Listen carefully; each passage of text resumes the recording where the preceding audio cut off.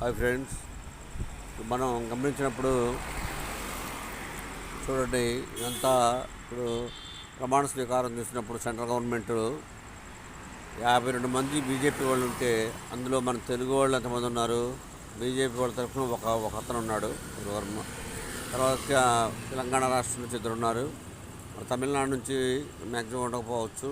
అలానే కేరళ నుంచి మరి ఎంతమందికి ఇచ్చారు.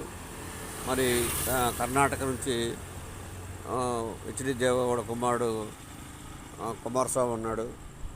ఇలా ఏమవుతుంది, నేను చెప్తుంది ఏంటంటే, మన దక్షిణ భారతదేశంలో ఉన్నటువంటి ఈ 4-5 రాష్ట్రాలు, ఇది గోవా, కేరళ, కర్ణాటక, తమిళనాడు, ఆంధ్రప్రదేశ్, తెలంగాణ, ఈ రాష్ట్రాలు చూసుకున్నప్పుడు హయ్యెస్ట్ ఇన్కమ్ ట్యాక్స్ పే చేస్తారు. కానీ మనకి కేంద్ర మంత్రులు చూసుకుంటే చాలా రిలేటివ్గా చాలా తక్కువగా ఉన్నారు.